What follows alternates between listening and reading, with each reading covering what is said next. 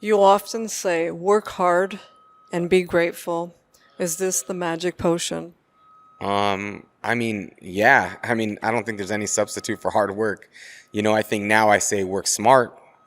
You still have to work hard, but one thing I've learned being a little bit older is I try to work smarter. And yeah, man, I'm extremely grateful. Like, I get to live the life I live, and I get to draw on people. And yeah, man, I hear people complain, like I hate tattooing or I'm quitting tattooing, but I really don't understand it, because I get people go through hard times, but I way rather do this than, I mean, anything else. I mean, I watch people have to show up on time and, have to leave at a certain time and, have to clean up bathroom when they don't, like someone destroys it. So it's just so many things that like I think people take for granted. I mean, we live a very blessed life, and I just think people are seeing it from the wrong perspective sometimes. I think that people worry about what they don't have instead of worrying about what they do have, and that's when you become unhappy. I could always say, oh, I don't have a Lamborghini. I'm not, what the fuck's wrong with my life? What am I doing wrong? Or say something crazy, I don't live in that guy's house, or I'm not 6 foot. You know what I mean? Like, it's fucking crazy. Some shit you can't control. So you have to be grateful for what you have, because it's some things you can't, it's out of your control. You mentioned that Dwayne Johnson has been a big inspiration. He's a go-getter. He mentioned publicly in 2018 that he had battles with depression and his mother's suicide attempt in the past.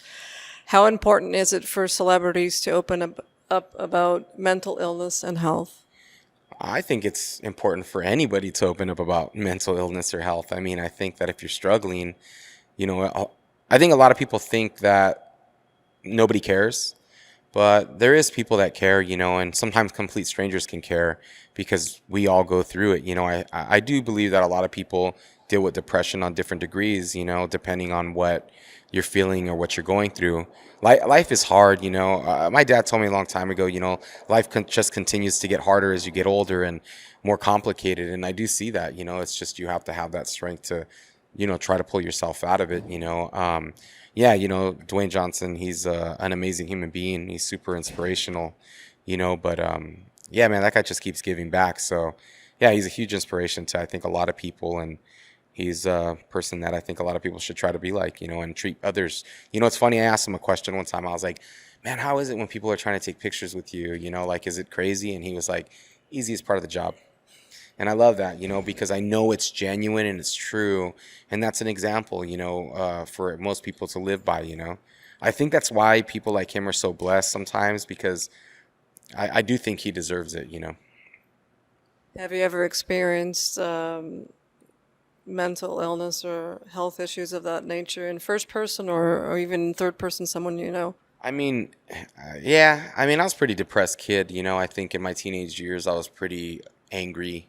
I think that I dealt with, I still deal with it. I still deal with depression. I've become, and made myself become mentally stronger, being older and trying to understand my past. And, I have tried counseling and things like this in my past, but it's something that I've battled my whole life. And I think it's just something that artists get as well. That's why I can't indulge in like alcohol or drugs, because I feel like it takes me to, like, the next day. If I drink, just say I drank tonight and I partied, a lot of people don't know this, but the next day I don't know what it is, but like I'll beat myself up about it all day long. And it's almost like it's a maybe like a PTSD or something from like maybe not acting right when I was drinking, or having like anxiety about maybe something I said that I was rude to somebody. And I start to beat myself up about it, and it's just not worth it to me to feel like that. So, yeah, things like that will trigger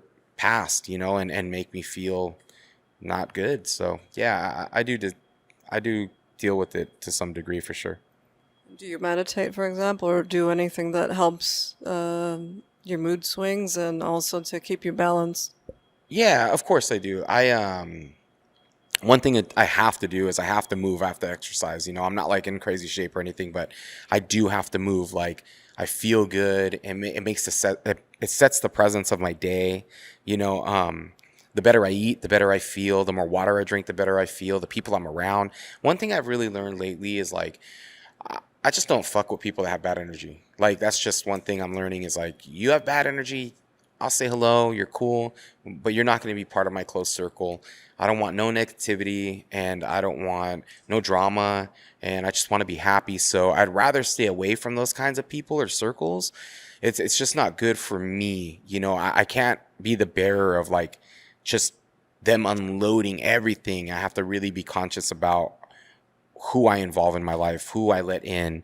And yeah, it's weird because I noticed the circle's getting a lot smaller, but it's a lot more, there's a lot more value in that circle. There are a lot more substance, better conversations, you know, and life well spent. So the circle's smaller. It feels a little bit, sometimes a little bit more lonelier, but you're removing toxic people, so you still keep. But I enjoy like solitude. You know, I think that that's part of my personality. I like to be alone. I like to be alone in a room. I think I'm okay alone. You know, I feel better. I thrive. I think.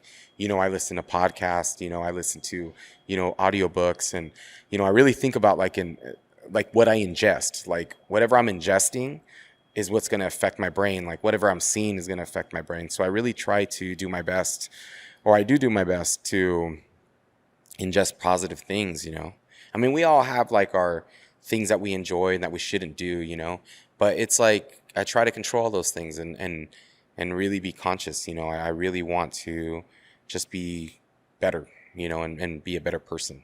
Do you consider yourself an introvert? I think that it's weird. I think I'm two ways. I think that I can be extremely outgoing. I can be outgoing. I can be extremely outgoing and say hello to strangers and talk and be confident. But I do think with personal things like who I truly am inside and where I truly am in my mind, I don't think many know me on that level. Okay.